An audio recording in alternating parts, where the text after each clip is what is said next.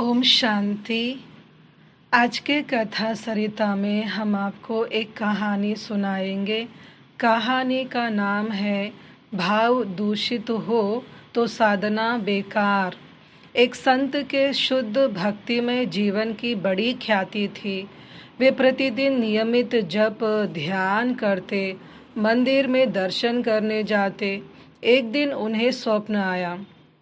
उन्होंने देखा कि उनकी मृत्यु हो चुकी है और वे एक देवदूत के सामने खड़े हैं।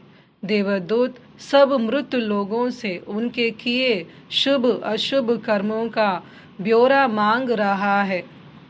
काफी देर बाद जब उनकी बारी आई तो उसने पूछा, आप बताइए, आपने जीवन में क्या अच्छे कार्य किए जिनका आपको पुण्य मिला हो। संत सोच में पड़ गए। मेरा तो सारा जीवन ही पुण्य कार्यों में व्यतीत हुआ है। मैं कौन सा एक काम बताऊं? फिर बोले, मैं 5 बार देश की तीर्थ यात्रा कर चुका हूँ। देवदूत बोला, आपने तीर्थ यात्राएं तो की, लेकिन आप अपने इस कार्य का जिक्र हर व्यक्ति से करते रहे। इसके कारण आपके सारे पुण्य नष्ट हो गए। इसके सिवा आपने कोई और पुण्य का कार्य किया है तो बताइए। संत को भारी ग्लानि हुई। कुछ हिम्मत कर उन्होंने कहा, मैं प्रतिदिन भगवान का ध्यान और उनके नाम का स्मरण करता हूँ। देवदूत ने कहा, जब आप ध्यान करते और कोई दूसरा व्यक्ति वहां आता तो आप कुछ और अधिक समय तक जप तप ध्यान में बैठते।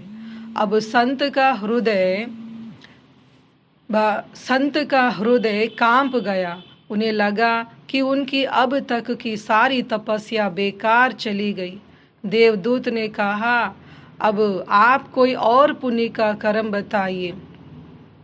संत को कोई ऐसा कार्य याद नहीं आया।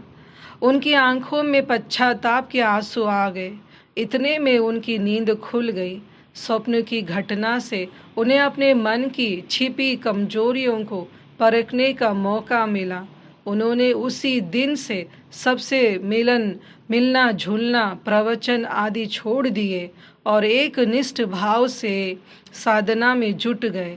धर्म और अध्यात्म स्तर पर किए गए कर्म भी कई बार प्रदर्शन, नाम और यश आदि सांसारिक कामनाओं से उलझे होते हैं। यदि इनके प्रति सचेष्ट ना रहा जाए तो ये हमारी प्रगति को रोक सकते हैं। अच्छा, ओम शांति।